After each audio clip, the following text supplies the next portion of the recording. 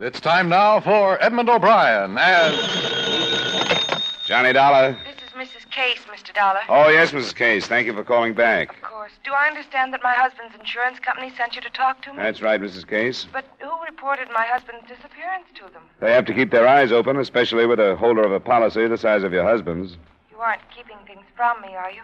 Nothing has happened that I don't know about. I'd have no reason to hold anything back, Mrs. Case. Please tell me the truth. He hasn't been found hurt or anything? No, he hasn't been found yet. But I'd like to talk to you to find out what I can do.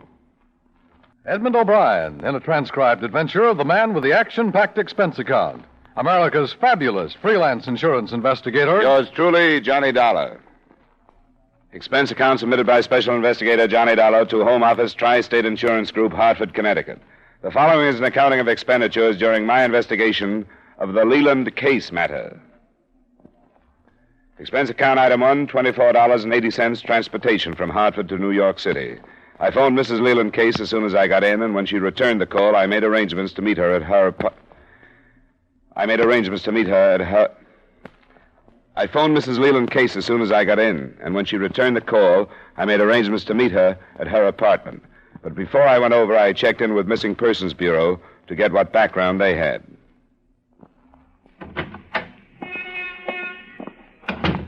Mr. Dollar? That's right. I'm Sergeant Dilko. Sorry to keep you waiting, but I was busy on another file. You're interested in one on Leland Case? That's the man, and I'd like to start from scratch. All I know about him is that he carries too much insurance to lead a peaceful life. That isn't a generality. Oh, what is it? I wondered if you knew. He was married before, and according to the scandal sheets, he thought his first wife tried to kill him. Something about sleeping pills and a fire, but there was no proof, so all he could do was make a public statement and divorce her. Oh, no, we didn't know that. When did this happen? About 5 years ago. Where is his first wife? I don't know, but I'll try to find out. Let us know. Here's what we have. Age 47, description, etc. Occupation, owner and manager of a statewide line of grocery stores known as Case Incorporated. Reported missing by Mrs. Leland Case day before yesterday. She said he'd been missing 2 days and knew of no reason why he should leave of his own volition.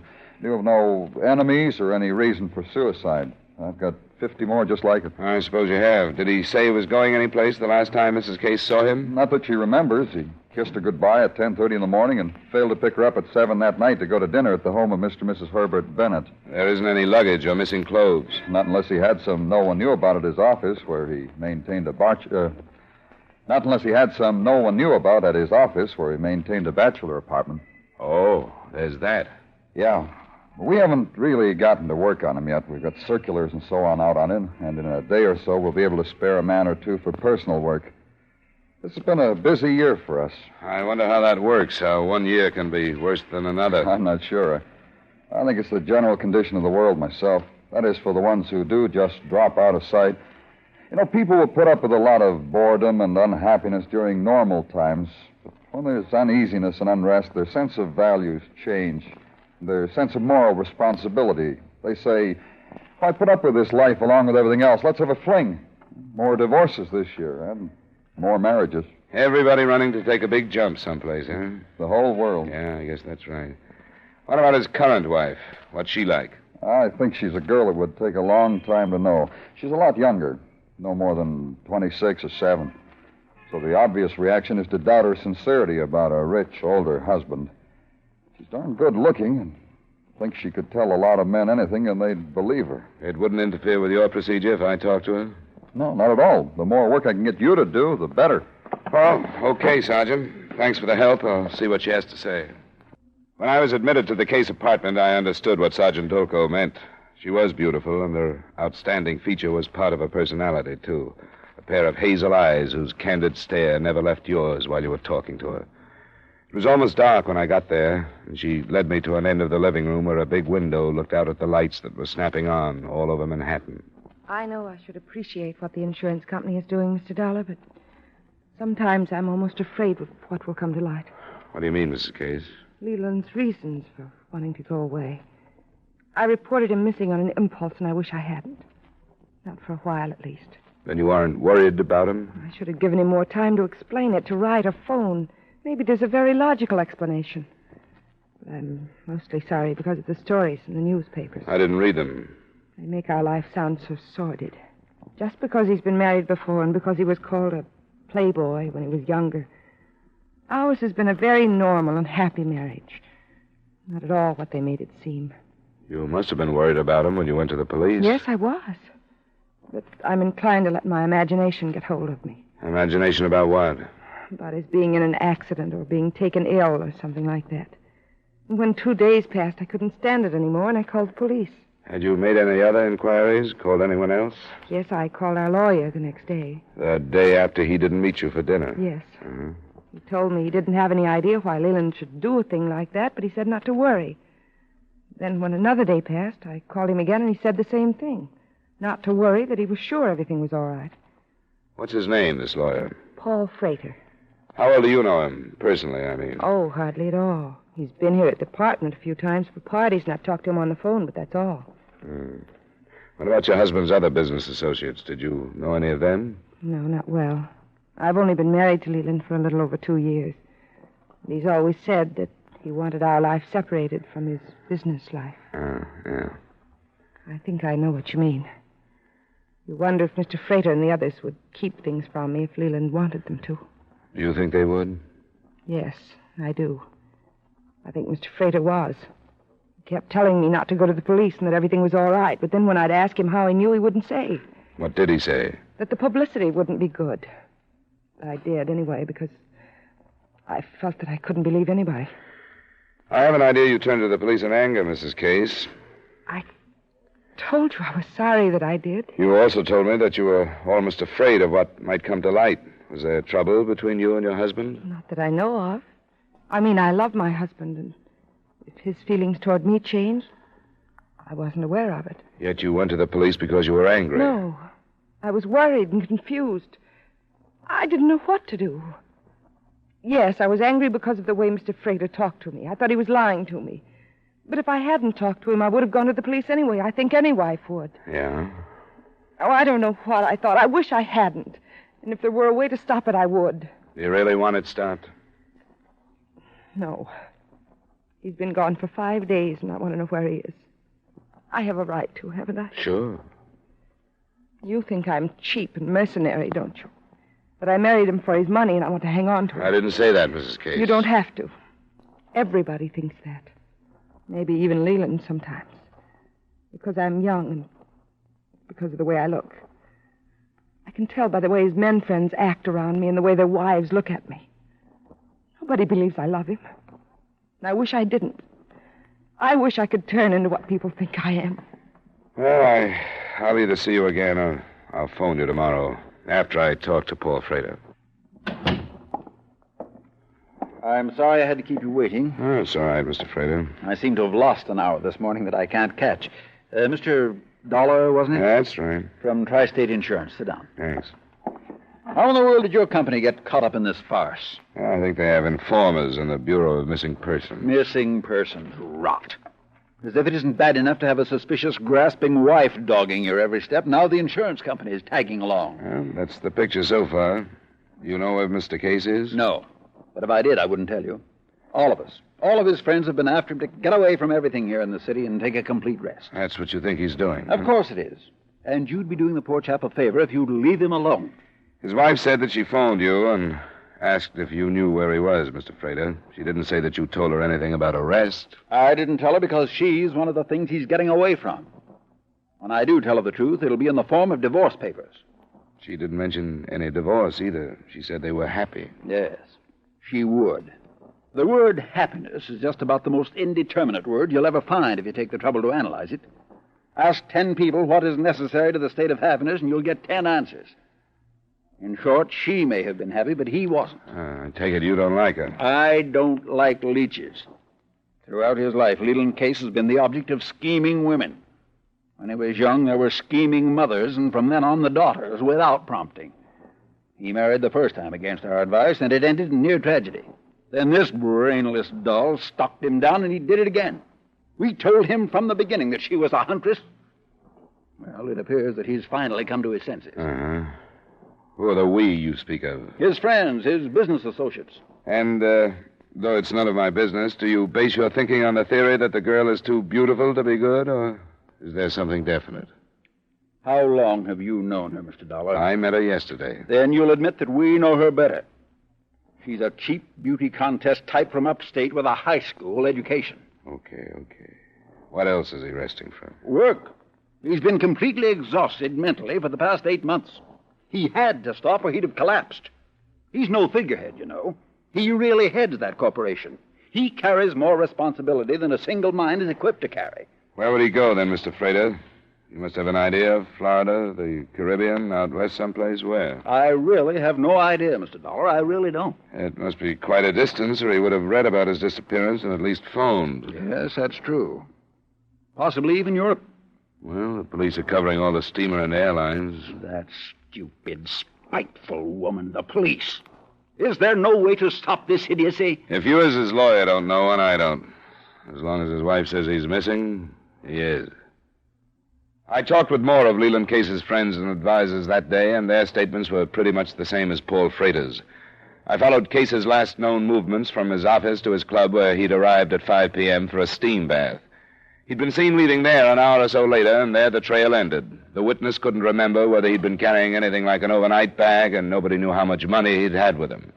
It was hard to tell how much nationwide publicity the disappearance was getting, but in New York and the neighboring states, the papers carried the story in every edition. But that day and most of the next passed before anything developed.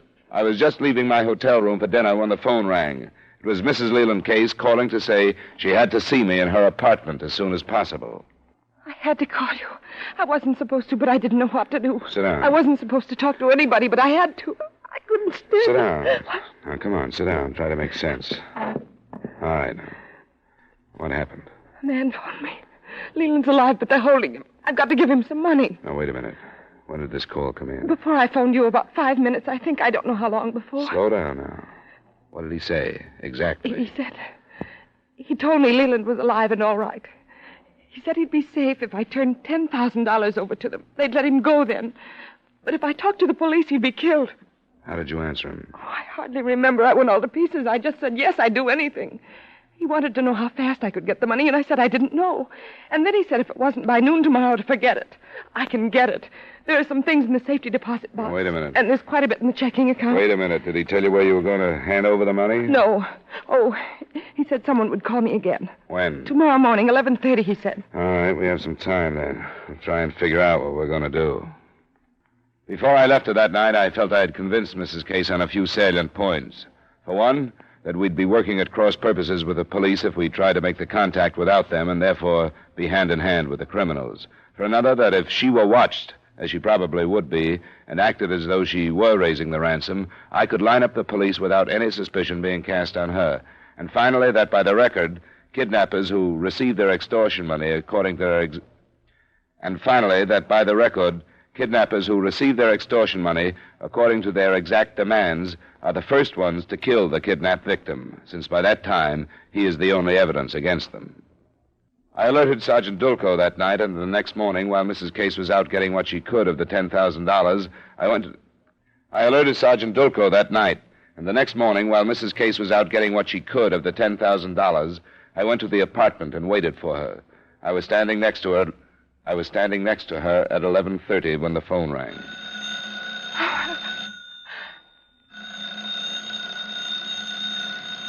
Go ahead, I'll stand here. Go ahead, I'll stand here. Hold the receiver away from you. Take it right to line 15, Ed. I alerted Sergeant Dulco that night, and the next morning, while Mrs. Case was out getting what she could of the $10,000, I went to the apartment and waited for her. I was standing next to her at 11:30 when the phone rang.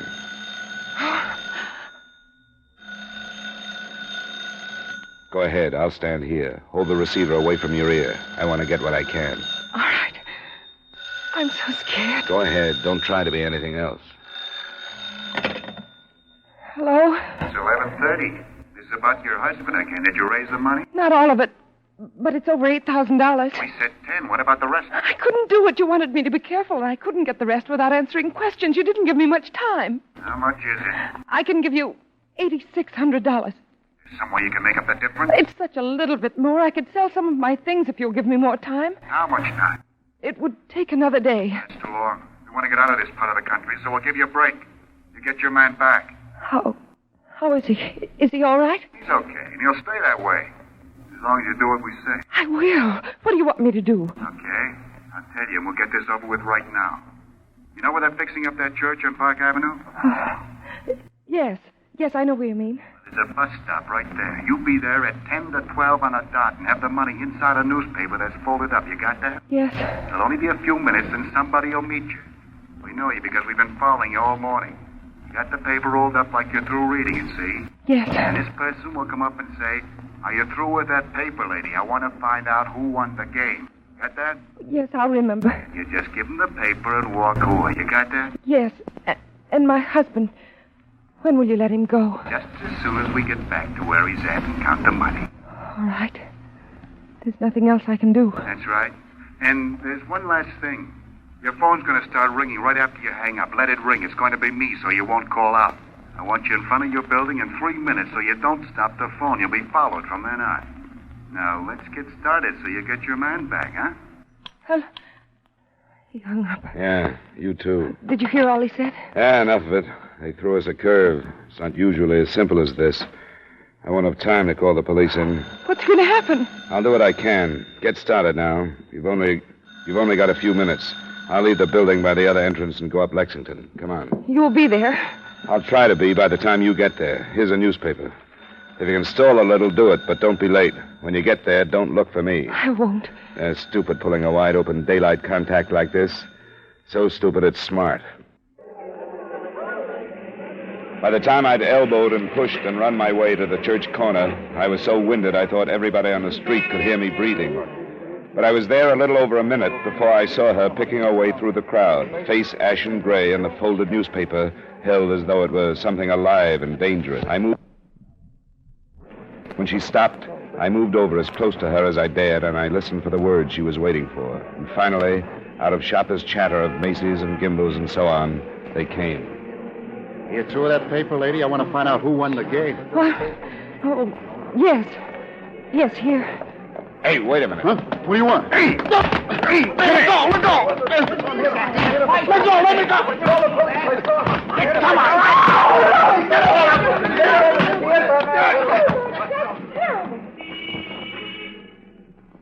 Haven't talked to him yet, but I've got 2 cars out checking the address he gave the booking sergeant. What name did he give? Lamson, Eugene L. We haven't checked that out either. There must be at least 2 more to do all the talk. There must be at least 2 more to do all the tailing and covering he talked about on the phone. Well, we'll get a call from the radio cars. Oh, here. He's in here. Well, you don't look like you're going to enjoy a steak for a while, do you?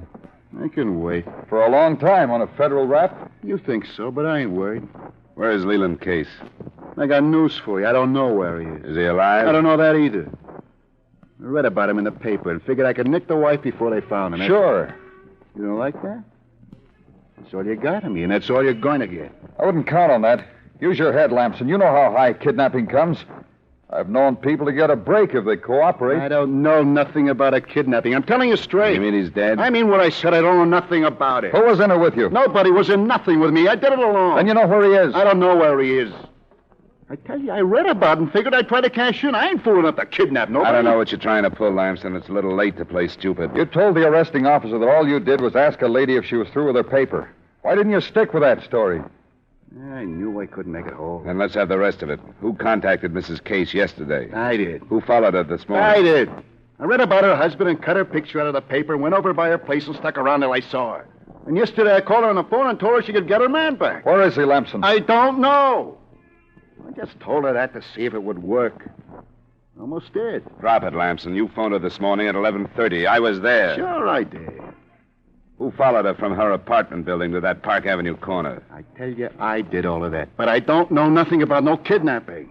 Who stood by the telephone connected to the cases to keep it busy? Nobody did. I phoned her from just on a block this morning, from a booth. And when I told her I was going to call back and for her to leave it ring, I just left the receiver hanging and went out to follow her. You know, a lot of you guys have got the idea that if you take a story like this and stick with it and swear to it and repeat it, that there isn't anything anybody can do to break it down. Yeah. You can't break this one down because there ain't no other. I don't know nothing about this guy but what I read in the paper. We'll just let you soak for a while, Lamson. The FBI is on their way over. I understand they're pretty good with stubborn guys like you. I'm telling you, I don't care who comes. That's the straight story, and nobody can make me say nothing else. It was just an idea I had. I got it after I read about it in the paper that this guy... That's enough, Lamson. We'll get back to you. You work on your story while you wait for it. I don't have to work on it. It's true. You had enough, Dollar? Too much, Sergeant. It may sound crazy. Maybe I am, but it's the truth. I just figured it might work, and it almost did. I had the money right in my hand. I think it was then that we began to feel that when and if we found Case, we'd find him dead. I don't know about the sergeant, but I began to feel responsible, as though he might have been killed because we'd picked up Lamson and the accomplices he wouldn't name had known that things had gone wrong.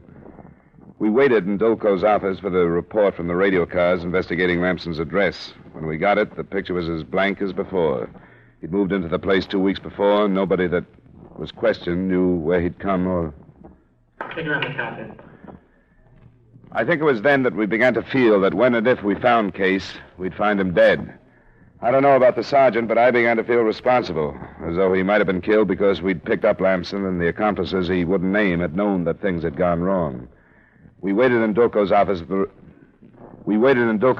for the report from the radio cars investigating Lamson's address. When we got it, the picture was as blank as before.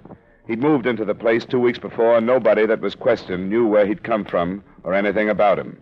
In the meantime, the experts had gone to work on him, and by 10 that night, when I left for my hotel, he still hadn't changed his story. That's the way the day ended.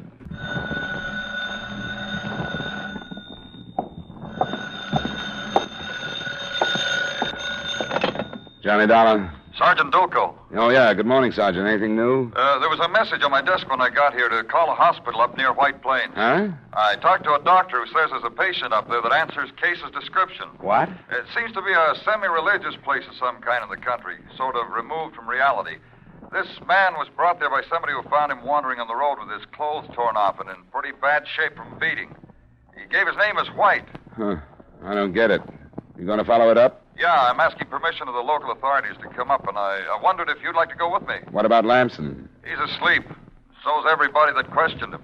They worked all night without getting him to change a word. All right, Sergeant. Let's go to White Plains, then. You want me to cab over, or will you pick me up? The hospital, it seemed, practiced really basic charity. Nobody who came or was brought to the door was turned away. According to the doctor, the patient called White was recovering nicely from his physical symptoms, but his mental condition was such that he refused to talk to anyone. Refused to do anything but lie in his bed and stare at the ceiling. We'd come armed with photographs of Leland Case, so we knew that's who he was the moment we walked into his room. Well, hello, Mr. Case. I wish you'd have let people know where you were. You've caused everybody a lot of worry. What name did you call me? Case. Leland Case, isn't that your name? I don't know. I don't know who I am. I think we do, Mr. Case. Leland Case. That's not a very nice name.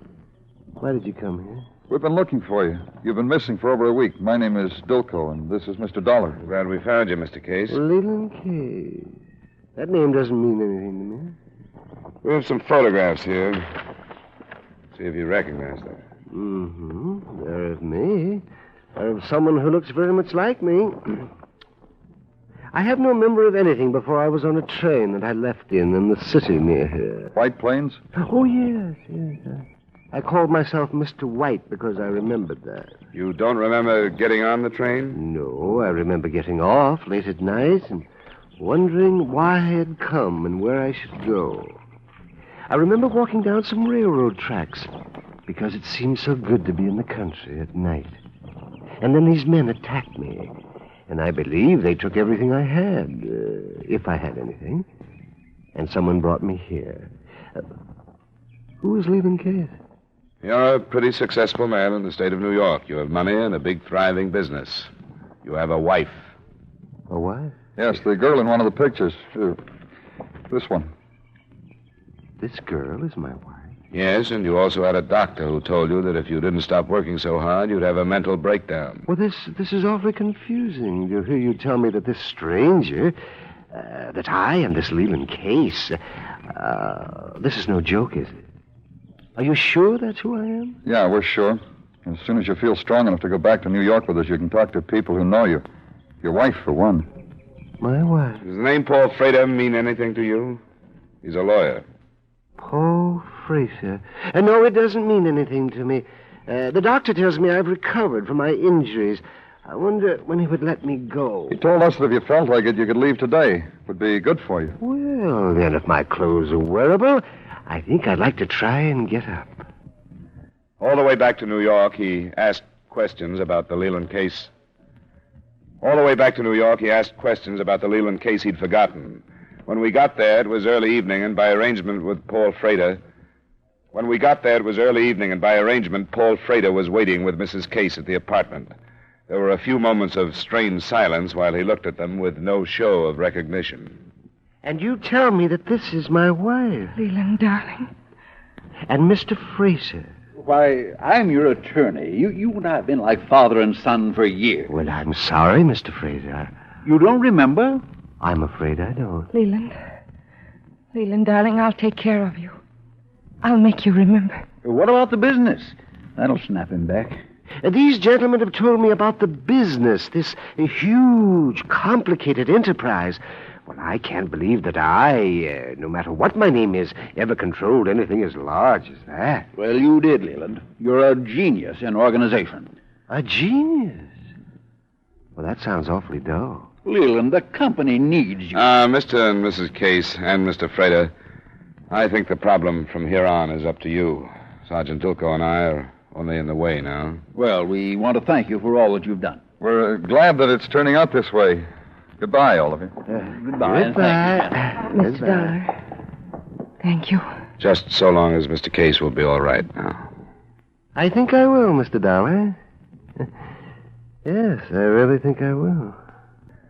I couldn't tell because the light wasn't too good, but I'm almost sure that Leland Case winked at me. If he did, it means that his memory is no longer lost, but just stashed away for the day he wants it. And I have an idea that it won't be the company that's there when he decides to find it. But as I say, the light was bad, and I'm not sure. Expense account item 2, same as item 1. Item 3, miscellaneous, $446.53. Expense account total, $496.13. Yours truly, Johnny Dollar. This is Dan Cubberly inviting you to join us next week at this time when Edmund O'Brien returns as... Yours truly, Johnny Dollar.